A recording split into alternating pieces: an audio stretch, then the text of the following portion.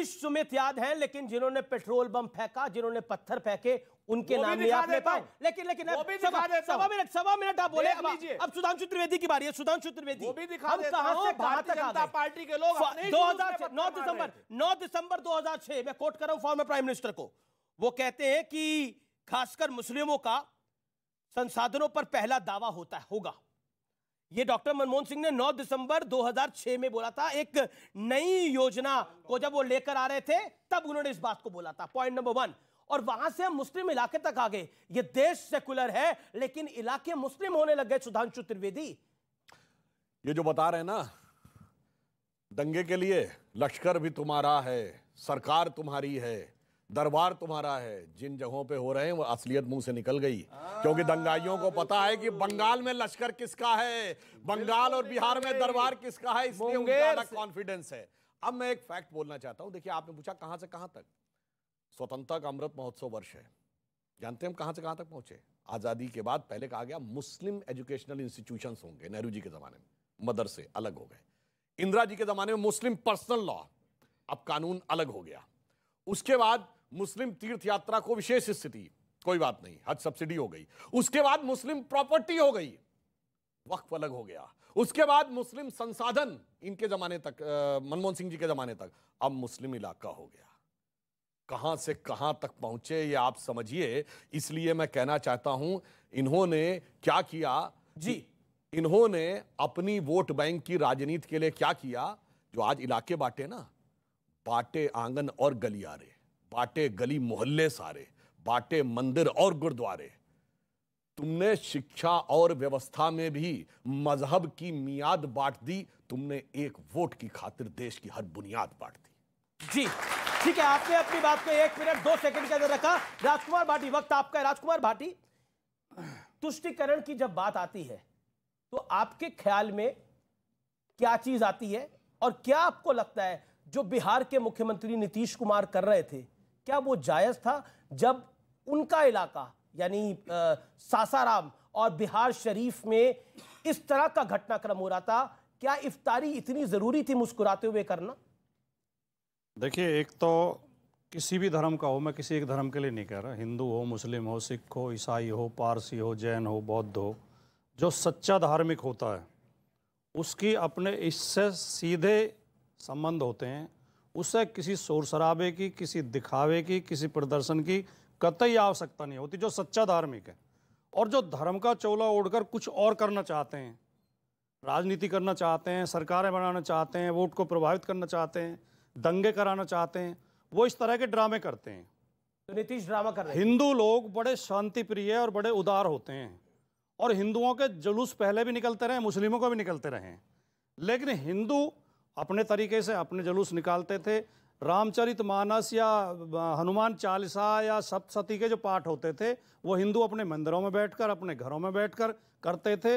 अब ये नया दौर शुरू हुआ है भारतीय जनता पार्टी की कृपा से और आरएसएस की कृपा से कि उग्रता के साथ माथे पर पट्टी बांध के, मुट्ठी बांध के, तलवार त्रिशूल लेकर निकलते हैं, उग्र नारे लगाते हैं, और जहां जहां मस्जिद दिखाई देती है हिंदू उग्र नारे लगा रहे हैं। मस्जिद क्यों? आपने वीडियो नहीं देखे? आप कह रहे हैं हिंदू उग्र नारे लगा रहे हैं। मैंने शुरुआत जो की, मैंने जो शुरुआत, मैं हर धर्म के देखिए, आपने 1 मिनट 15 सेकंड बोला, मैं आपको 15 सेकंड और देता हूं, उसके बाद मैं स्वामी दीपांकर के बाद आऊंगा, क्योंकि उग्र हो गए हैं ये लोग। अब पहली बात तो जब सुधांशु जी बोले हम बहुत शांति सुन रहे थे। बिल्कुल अच्छी बात सुनेंगे, क्योंकि इनकी सरकार है, जिम्मेदारी की ज्यादा बातें इन्हें करनी चाहिए, लेकिन हम बोल रहे हैं तो वो चिल्ला रहे हैं बीच में। 1 मिनट 15 सेकंड बाद बोले हैं कोई भी? नहीं, क्यों बोले हैं? 1 मिनट हो गया आपका। पहले राउंड में 60 सेकंड आपने कहा हिंदू कर रहे हैं, मैं किसी एक धर्म को तो आपने बोला उग्र है। अभी आपने बोला रामनवमी के जुलूसों में जगह जगह वीडियो हैं, पूरे देश में हैं। दूसरा सवाल आप ये करोगे वहीं क्यों हुआ जहां जहां बीजेपी की सरकार नहीं है? महाराष्ट्र में भी हुआ, जहां दंगाई सरकार में बैठे वहां दंगे क्यों हुए? एक दिन के बाद दंगाई विपक्ष में है वहीं तो करेंगे। ओके, तो ये देश की शांति को भंग करने का षड्यंत्र है। मैं आपका टोटल टाइम काउंट कर रहा हूं, टाइमर मेरे पास चल रहा है, 2 मिनट 9 सेकंड आप बोले टोटल। विशेष आभार जी। इसके बाद डबल टाइम आपने लिया है। उसके बाद स्वामी दीपांकर, एक बात बताइए, सवाल है मेरा ये, और ये राजकुमार भाटी ने जो बात बोली उसी से प्रेरित ये सवाल है, आप मुझे बाइस्ड भी कह सकते हैं इसके लिए। आप लोग उग्र क्यों हो गए हैं? इतने नारे क्यों लगा रहे हैं? इतना गाना बजाना क्यों करना है? रामनवमी के मौके पर, नवरात्रि के मौके पर आराम से निकालिए अपनी यात्राएं। शोर मचाने की क्या जरूरत है? हिंदुस्तान के अंदर हिंदू को आप इतना उग्र होके क्यों घूमना है? घूमे कहीं और। दुनिया के अंदर कितने मुल्क हैं आपके? बताइए देश को।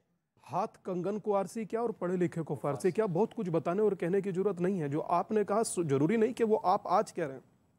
मुझे हैरत इस बात की है कि जब झारखंड के पलामू में तोरण द्वार बना था तब पत्थर कहां से आए थे बताने की जरूरत है क्या किसी को?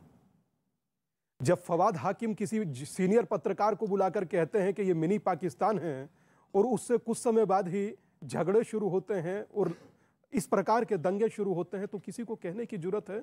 ऐसे वीडियो समाज में बहुत सारे तैरते हैं, मगर मैं कुछ तथ्य वो रख रहा हूं आपके सामने जो तथ्य ऑथेंटिक है और आप गूगल पर सर्च कर सकते हैं। राम की शोभा यात्रा पर जो पत्थर पड़े, पहले उन्हें जूस पिलाया गया, उसके बाद उसी शोभा यात्रा पर पत्थर पड़े। तो मेरी करबद्ध प्रार्थना है, इन्हें आप जूस भले ही मत पिलाइए पर पत्थर मत मारिए। पत्थर से दिल दुखता है यार, खासकर। काट रहा हूं आपको बीच में। ये गलत बात है। नहीं, गलत। मैं सवाल ये है कि आप भाटी जी के उसमें नहीं बोले, नहीं, मैं उनको भी बोला, उनको भी। सुधांशु भाई के उसमें। इस गरीब से क्या दिक्कत है? कोई गरीब ना, ऐसा कुछ नहीं है। बोलिए। नहीं, मेरा सवाल है, आप ही को मैं 30 सेकंड दे रहा हूं, आप ही को 30 सेकंड दे रहा हूं।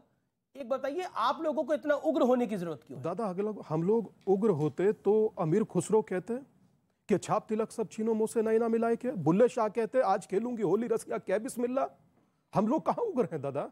हम कभी उग्र रहे नहीं हैं। पर मैं एक चुनौती के साथ और बड़ी जिम्मेदारी के साथ आपके माध्यम से देश से और सामने बैठे समाज से पूछना चाहता हूं, 23 में शोभा यात्रा नहीं निकाल पा रहे, 33 में शव यात्रा ले जा पाइएगा?